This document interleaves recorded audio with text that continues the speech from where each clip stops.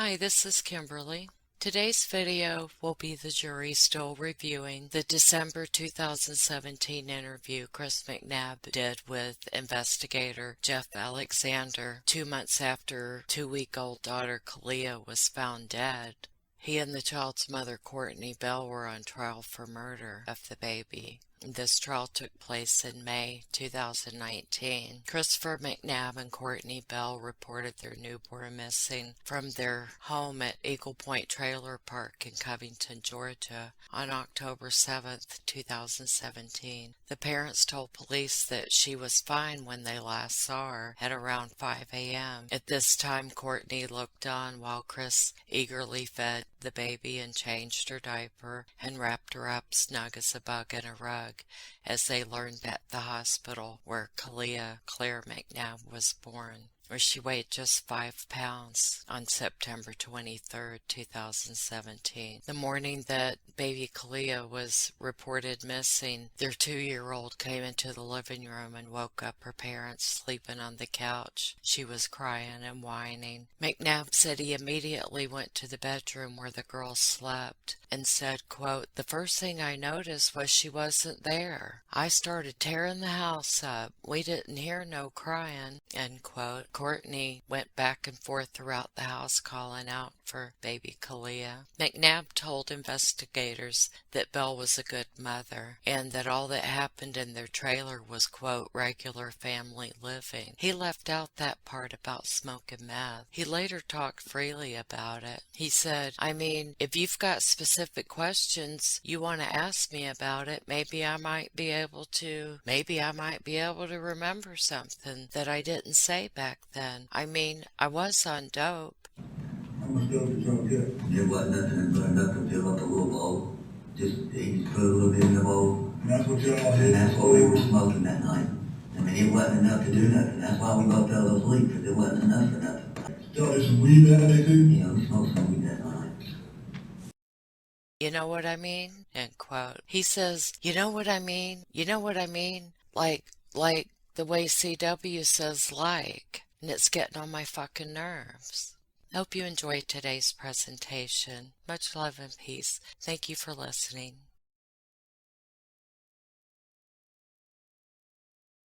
And I did not go back out there at all. I think we passed it that night when we were out searching, when we were going around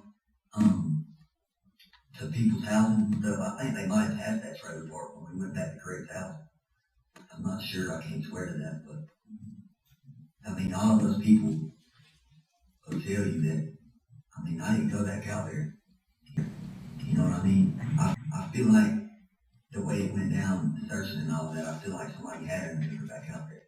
And there's also a dude named Q that's in Anderson Circle all the time that said something to Courtney. She told me this on the phone. I forgot about it.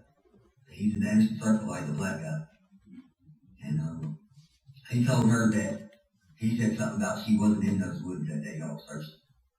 That's what he told her. But she tried to question him and he wouldn't answer no more questions. You know the number off the top of your head you're calling Courtney on? 678.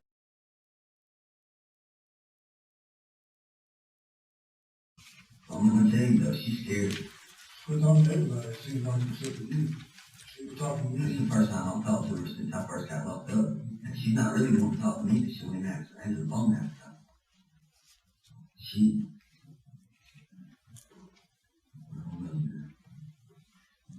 Let me ask you this. When was the last time when you and her got into a physical altercation? It was before she had the baby. That cut over her eye that day. Do you remember that cut in the black eye? I didn't. I didn't need to do it. I mean, I hit her on purpose, but I didn't.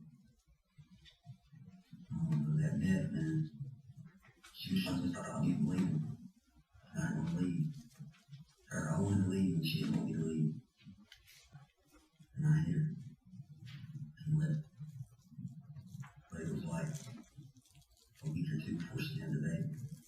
She started having contractions like the next day or 2 days later. She thought that she was going to have a baby. But she didn't end up having a baby for like another week, or maybe 2. I think it was like another week, maybe a week and a half, 2 weeks. I think that was the last time. I pushed her down. When I pushed her down, I think it was whatever day she took my baby to the doctor. The Bells had already came and took the car. But Caliyah was supposed to go to her first doctor's appointment after she was born. And I think it was Wednesday. And it might have been Thursday of that same week that all this happened. I had, we still had the kids Tuesday, I believe. I left, it was either Monday night or Tuesday night, I left. And Cortney had the baby. And she ended up taking the baby and letting Megan watch him. Because she was chasing me around Covington trying to find me with Megan. Her cousin, Megan Winford. She stayed in the trailer park across from Pineville. She took the babies out there, and that's where Jack and Tim, anyway, I'm getting ahead of myself. Cortney wanted to chase me around and find out where I was at, and she wanted to be with me. So she took the babies to Megan to watch them, and she followed me around. She was trying to find where I was at in the car. We still had the car, I think. Yeah, we still had the car. And she was driving around in the car looking for me. And I wouldn't tell her exactly where I was at. Well, that next morning, I think it was Tuesday. I think it was Tuesday morning, I told her where I was at. I told her to come and get me. And she came and got me. And we went to the house. And I was changing clothes and we were about to go pick up the baby. And that's when Jack, Tim, and Barbara pulled up and took the car. I didn't know they had my kid at the time.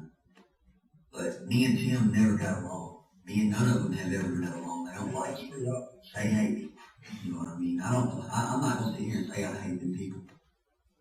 I've said it, but I don't like them because they don't like me. You know what I mean? Like, they made my life hard. They put obstacles in my own path every which way I turn. You know. I paid the insurance on that car for 6 months. They came and got it after 3. They do whatever they want to do, and they took my kids without permission. I did not give them people permission to get my kids. Well, we found out when they got out there that day and took the car, me and Cortney went out the back door because I knew that if I was around him, he had put his hands on me on his property. He pushed me, and I let it go. But I told him if I could catch him somewhere not on his property, where I could do whatever I want to do for him being on my property, invading my space, that I would probably get into it with him. But I didn't want that to happen, because that's my already dad. That's my kid's grandparent. You know what I mean? So every time they would come out, we'd go out the back door and get away from them. You know what I mean? So me and Cortney left. Was somehow she went back around the trailer. I kept going. She went back around and she seen that they had Clarissa. She didn't notice that they had Caliyah or not. She said it. But they had Clarissa, and she got the Clarissa out of the car. And they came up there where I was at, and they chased me up there. You know, they chased me up the hill. They were chasing me. And anyway, we ended up getting in the car with Melissa Davis. I told y'all this, you know, we got up, that she took us, drove us off. And they tried to chase us, but we lost them. And Cortney called the police that night and told them that the Bells took our kid. We had Clarissa back. Well, she ended up letting Clarissa go on there and go to the Bells to keep them happy and to keep everything cool, calm, and collected. Just to try to, you know, kill things. And what was I getting at? What started me on that? I was telling you that for a reason. But oh yeah. Well, we ended up going back home the next day. We didn't have the kids no more because the Bells been took. And we went out there to I can't even remember what it was called, Laurel Drive or whatever it was. I think I told y'all about it. We went out there to I don't even remember their names now. It was some of the Shane Kidd people out there on the other side of Porterville. Laurel Drive, something like Laurel Ridge or something. Well, we went out there, we stayed there all night, and then we left and went home. And then, it was that morning, Shane Kidd was driving my buddy Timmy's mama's Cindy's car. He drove us from out there at Laurel Ridge or whatever it was called to home. Well, that day, Cortney, Caliyah was supposed to go to the doctor. And Cortney was supposed to go to the Bells and stay down there for the day and take her to the doctor. Well, she wanted to stay stuck up my ass and didn't want to go there. I don't like Cortney. The only person they don't want down there with the babies is me. You could be down there with our kids. Go down there and be with our kids. But, they took our kids from us. You're choosing to stay with me over choosing to stay with our kids. You could be down there living. You could live down there for however long they want to keep our kids until they feel like we're doing whatever they want us to do to have our kids back. You could be down there. And she was arguing with me, and I got in the car with Shane. And I told Shane to leave. Well, Cortney come out there and she was leaning up against the car. And she didn't want to let me leave. So I got out of the car and I pushed her off the car. Because I didn't want to run over her feet. Because we were going to leave. But we wasn't going to leave with her in the car. So I pushed her down. I think that was the last time. That was the last time I put my hands on her. And I only did it so I could leave. That way she'd go down there with the kids. I knew if I left, she'd go be with our baby. But if I stayed around, that girl loves me, man, but she's not showing it now. I don't care about that, though. That don't have anything to do with my baby being dead. All I know is that was the last. You asked me when my last conversation was. That was why I was telling that big story. Because those were the last two times that I put my hands on her. And after our little girl got kidnapped, or whatever happened, after she got to it, I promised Cortney that no matter what happens, that I would never put my hands on her ever again. Whatever it took, if I had to leave her to make it happen, if I had to take myself out of her life for me not to put my hands on her anymore after what we were going through, I would never put my hands on her again no matter what. And I tried to make her leave me so many times that I was there. I tried to get her to leave me so many times because any type of freedom that I tried to have, like going out with a friend, going out with a buddy, but it was my fault, the reason why she didn't really want me leaving. Because, she knew that I cheated on her. And that made her not want to let me really leave a lot. Anytime I wanted to leave, she would make a big deal about it, and we'd get into it. I didn't always put my hands on her. I didn't always hit her. But there were times she just, would not let me leave. And I knew if I put my hands on her, I'd be able to get away. That she'd sit down and leave me alone for a minute for me to leave. And sometimes I just want to go off with a friend or something for an hour or two. And I shouldn't have been doing none of that, but it was the mess. I was strung out though. I was on it. I was on it bad. But I wasn't never on it so bad to where I would do anything that I don't remember doing. Or anything like that. I've sat back and I've wondered if maybe I was so high that maybe an accident did happen. But I would remember. Even the one time I had an out-of-body experience one time. We were living in McDonald's. It was me, Cortney, and Marissa. And we were living in McDonald's. And I was on dope. And it was like my mind and my personality, my soul left my body. And I don't know where I was at. I don't know where my inner being went. But I was strapped to a table. And there were people telling me, my dad was on pain pills at the time. He's not anymore. And this is part of the reason why he got off of them, because I told him this story. People had me strapped to a table. I don't know who they were. I don't know what they were, or what they had to do with anything. I don't know.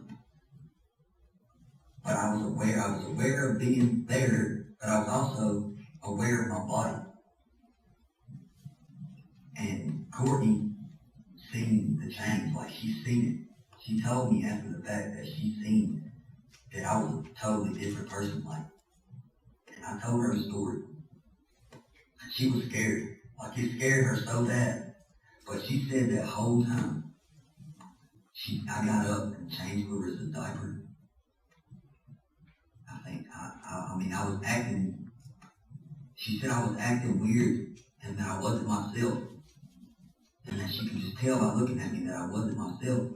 But I was aware of that, but I was also aware of people having me strapped to a table and telling me that if my dad didn't stop doing the pain pills, he was spending a lot of money on the pain pills. He was on that. And they were telling me if my dad didn't stop, that he was going to end up dead or in prison for the rest of his life. But I was aware of both. You see what I'm saying?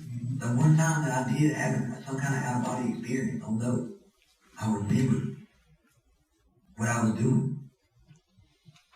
You know what I mean? So there's I don't see that there was any way possible, because my dad asked me, he was like, buddy, did maybe you were so high that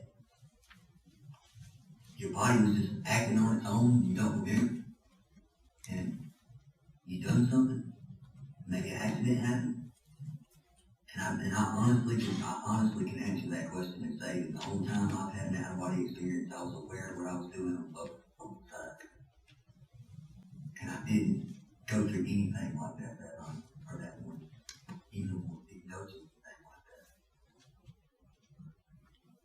and if it came out, if it was just say that I did, I know I didn't do it, willingly or unwillingly.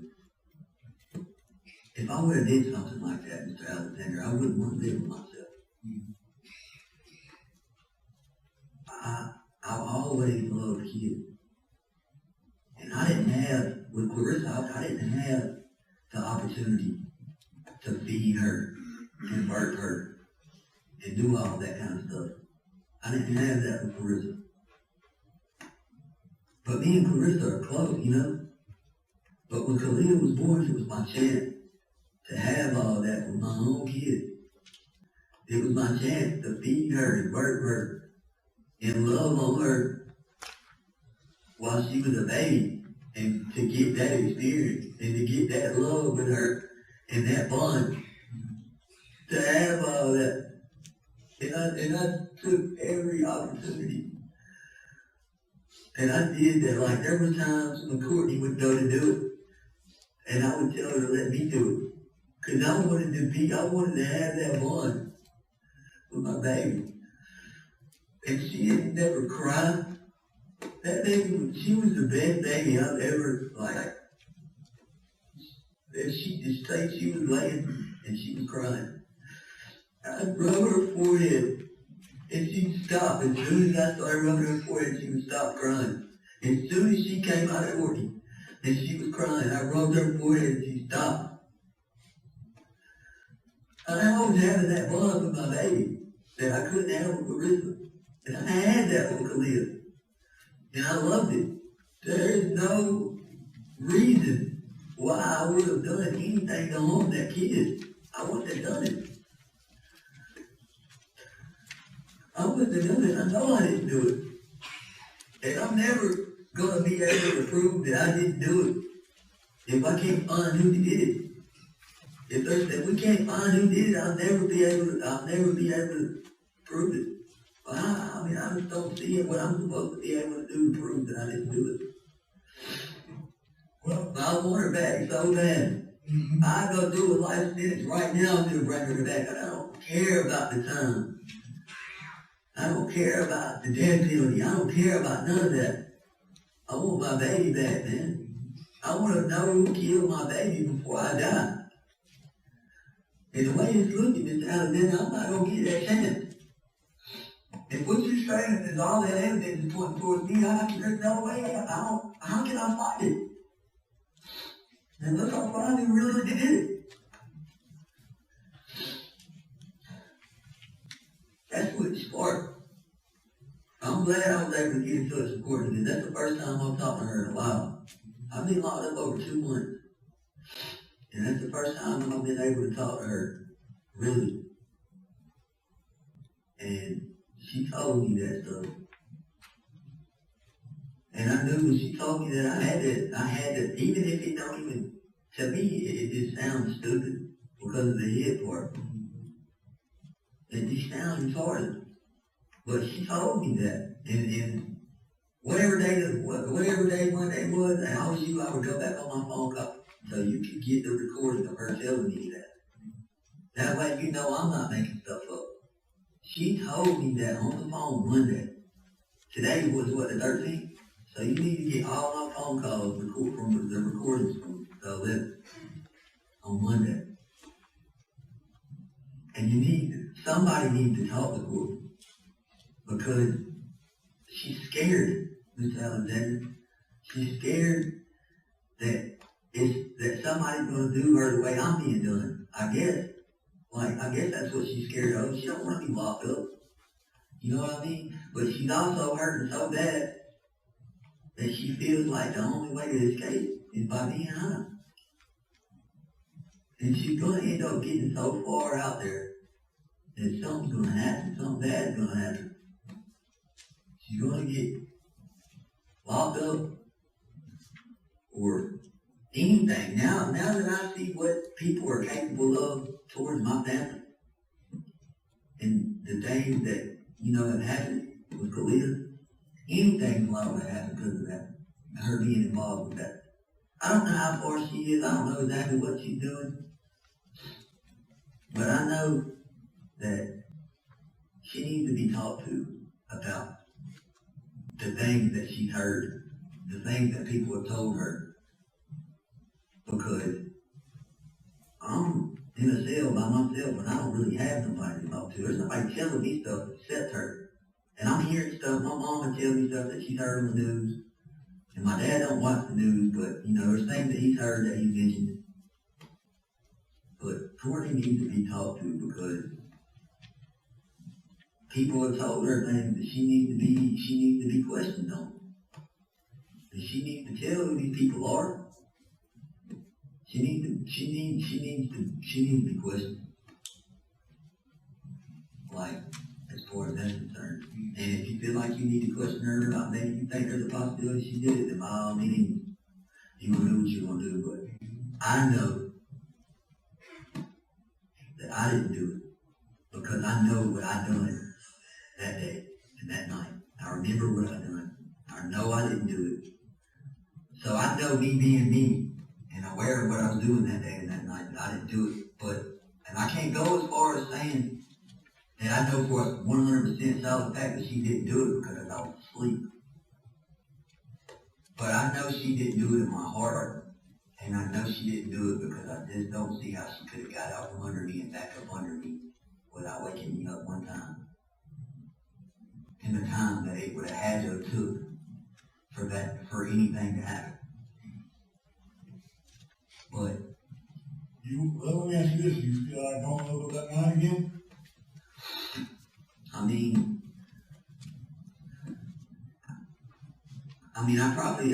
There's probably nothing new. I don't think there's anything I can say that's different from what I said that night except for the drugs. If you got specific questions you want to ask about it, maybe I might be able to remember something that I didn't say back then, I was on dope, you know what I mean? So, if there's specific questions you want to ask, I'll answer them to the best of my ability. You remember what you were wearing that night? At all? Well, before me and Cortney took showers, I don't remember what outfit I had on. Cause when I got home, no, I believe I do remember what I was wearing. Cause that day they brought kids back. I had a light blue tank top. I had that on. It was like a greenish blue. And I had on some like lime green Nike gym shorts. And I think it had a blue stripe going down both sides or something. I can't remember exactly what they looked like. And what shoes was I wearing? I got 4 or 5 different pairs of shoes. I believe I was wearing, I had on some black. I had on black and like the same color green as the shirt, kind of blue, greenish blue on the shoes. They were Jordan.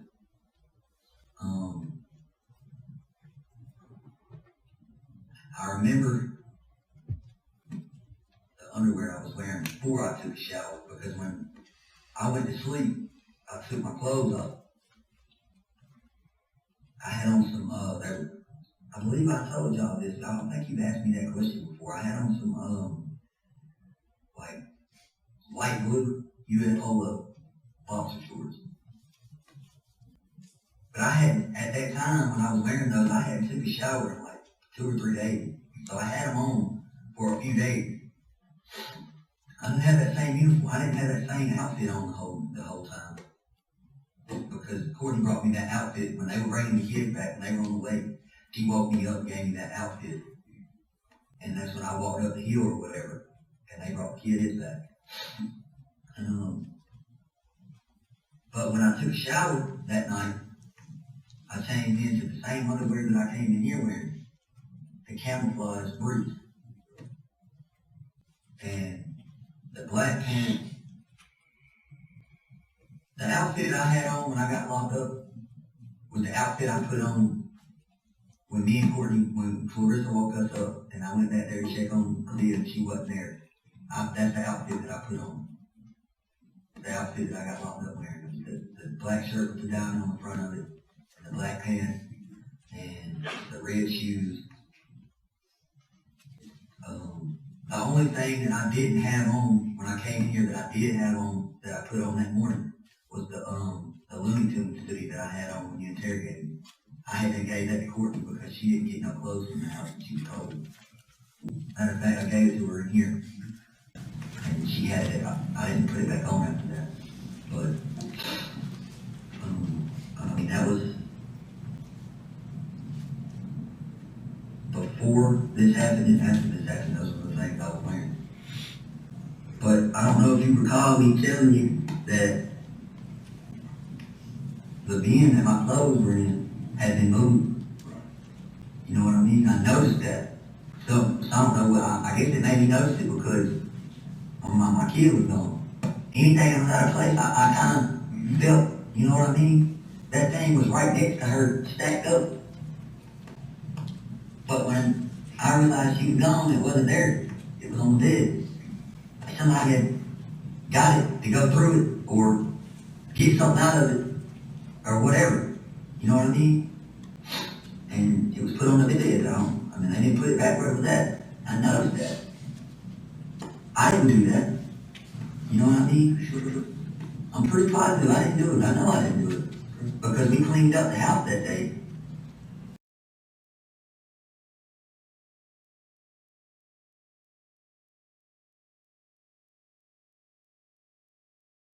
And that was the place I designated my stuff to be. That's where I wanted my stuff. And then when we put Caliyah in bed, I don't know why Cortney pushed her back there by it. But she did. Because usually she was up farther. Like there was an end table that sat right there. Usually she was up farther next to the end table. But for some reason she wanted her closer to Clarissa that night. So she put her like more next to Clarissa's bed. And that's where my clothes were at. And I know I didn't move that thing. I did not even when I got my underwear to take a shower or whatever. But after I took a shower and put my underwear on, the briefs, the camouflage, I didn't put an outfit on. I just stayed in my underwear because I wasn't going anywhere. it was nighttime, you know what I mean? Alright, well, not too long after that, me and Courtney had sex. I put those underwear back on. And baby girl was hungry. I said, not too long after that, she was crying because she was hungry. So I went back there and got her, and I was feeding her. Courtney made the bottle. I was back and forth. See, at first I took her when she, you know, she was right next to Clarissa, and Clarissa she'll wake up. When she wakes up during the night, a lot of times she won't go back to sleep. So I took her out there, and I took her in the bathroom, was feeding her in the bathroom. Well, she cried. While I was feeding her, she stopped eating. I guess she was full. So I took her back and laid her down again. I don't remember exactly what made me go back in there and get her. She was crying, but it was like louder. She was crying louder. Like maybe she needed to be changed or something. But there was one time, and I think I didn't mention this when I was questioned because I didn't remember. But there was a time where she kind of was crying a little loud, and I didn't want her to wake Rita up. And I took her to the living room, and I took her out on the front porch. I didn't shut the door. Courtney knew she was up. She knew she was awake still. And I was rocking her or whatever, and she stopped crying. You know what I mean? It was a warm night. It felt good outside. You know what I mean? So I figured a little bit of fresh air or whatever. I know I needed it. And I was hungry, so I just took her out there with me on the front porch. I didn't go off the front porch. And I took her back in. I fed her a little bit more. I burger. And me and Courtney changed her diaper together in the bathroom. And